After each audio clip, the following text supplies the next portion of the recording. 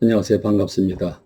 말씀과 더불어 살아가기를 늘 소망하는 여러분, 말씀이 우리의 가슴을 뜨겁게 하고 분별력을 갖게 하고 그 말씀의 인도를 따라 삶으로써 삶이 평안하고 주님과 더불어 동행하는 저와 여러분이 되기를 바랍니다.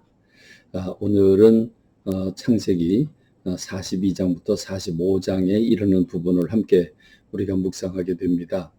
이 부분은 이제 야곱의 그 기근을 만나는 그 사건이 소개되고 있고, 이로 인해서 요셉을 만나게 되는 이 과정이 그려지고 있는데, 이 과정에서 우리가 얻을 수 있는 교훈이 뭘까를 찾아보는 그런 시간이 되기를 바랍니다. 야곱이라고 하는 사람이 지금 가나안에 거주하고 있는데, 그 땅도 기근이 찾아왔죠. 흉년이 찾아왔습니다. 요셉이라고 하는 사람이 애굽의 그 파라오에게 그 꿈을 해몽해 줌으로써 7년 동안 풍년이 올 것이고, 이어서 흉년이 7년 동안 올 텐데, 이 풍년을 맞았을 때 곡식을 저장해 두었다가 흉년 때를 대비해야 된다라고 하는 것을 제안해서 그것이 바로의 마음에 큰 감동이 와 이 한낱 종으로 시작했던 요셉이라고 하는 사람이 애굽의 총리 대신이 됩니다. 그래서 바로 왕은 얘기를 하죠. 나는 왕이 된 껍데기뿐이고 네가 실제로 왕이다. 네가 이 나라의 모든 것을 다 주관하는 주인이다 라고까지 파라오가 얘기할 정도로 요셉이라고 하는 사람의 그 권한은 절대적인 권한이고 그 위치였습니다. 결국 그 야곱이라고 하는 사람이 같이 그 애굽과 더불어 중동 일대 찾아온 이 기근으로 인해 흉년이 찾아왔고, 이로 인해 먹고 살 길이 막연해지자 야곱은 10명의 아들을, 애굽에는 곡식이 있다더라. 그러니까 애굽으로 가서 곡식을 사와라. 이렇게 해서 10명의 아들이 애굽을 찾았고, 애굽의 총리 대신인 요셉이 한눈에 그 10명의 형제들을 알아보지요. 그래서 10명의 형제들과 더불어 약간의 숨바꼭질을 하면서 결국은 야곱과 더불어 상봉을 하게 되는데 이르게 되지요. 요셉이라고 하는 사람이 10명의 형제들과의 그 정을 억제하지 못하고 마침내 상을 차려놓고 자기의 집에서 10명의 형제들을 초청을 하고 이실직고합니다. 여러분이 팔았던 그 요셉이 바로 납니다 라고 이실직고하지요. 놀래 자빠지는 그 형들에게 요셉은 이렇게 얘기를 하죠. 형님들이 나를 팔아먹었다고 그래서 그것 때문에 두려워하지 말고 한탄하지 마라. 하나님께서 나를 여러분보다 앞서서 이 땅에 보내셨다.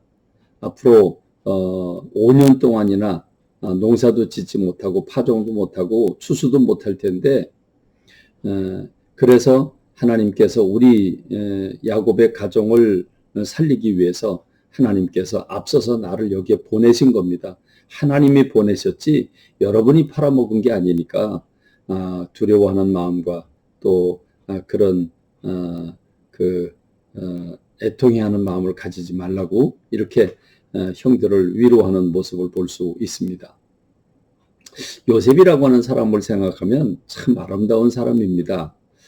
물론 아버지의 편애와 본인의 철부지 같은 행동으로 그가 애굽의 종으로 팔리게 됩니다. 분명한 것은 자기가 잘못해서 팔렸습니다. 만일에 형들의 어려움을 긁어주고 아버지에게 얘기를 해서 형들의 어려움을 도와주고 그랬더라면 그렇게 미움을 받지 않았죠. 아버지가 편애한다고 할지라도 이 요셉은 우리 편이다 라고 하는 생각을 10명의 형제들이 했다면 결코 해를 가하지 않았을 것입니다. 그러나 아버지의 편애와 본인의 그 철부지 같은 행동으로 결국 자기가 자승자박한 꼴이 돼버린 겁니다.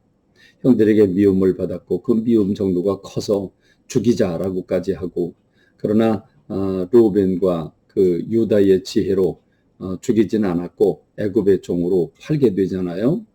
그렇습니다. 이렇게 애굽의 종이 된 그 요셉이 총리 대신이 됐고 극적인 상봉을 하게 된 겁니다.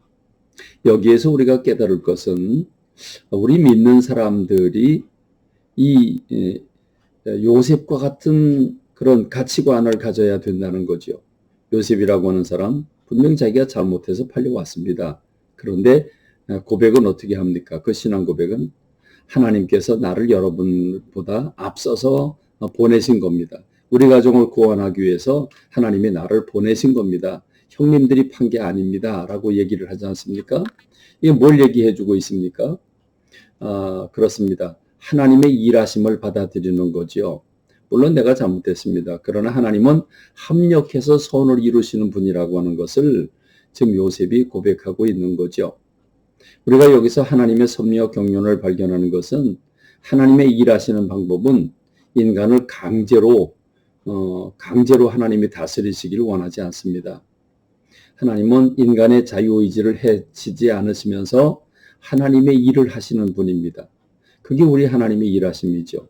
그래서 하나님의 섭리 또는 경륜이라고 말하는데 우리는 잘못하지만 우리는 문제가 많지만 하나님은 그것을 합력하여 선을 이루시는 분이라고 하는 게 우리가 믿는 하나님이십니다.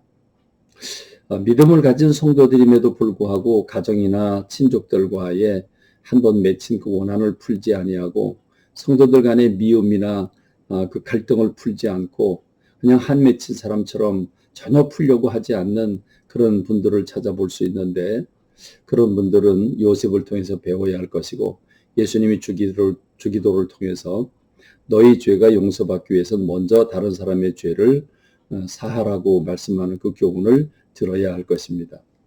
오늘 저와 여러분에게 주어진 삶을 살아가면서 그렇습니다.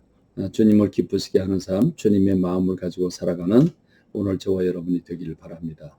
감사합니다. 말씀을 맺겠습니다. 오늘 평안한 하루가 주 안에서 이루어지기를 바라고 저녁 기도회를 기억하시는 여러분 되시기를 바랍니다. 감사합니다.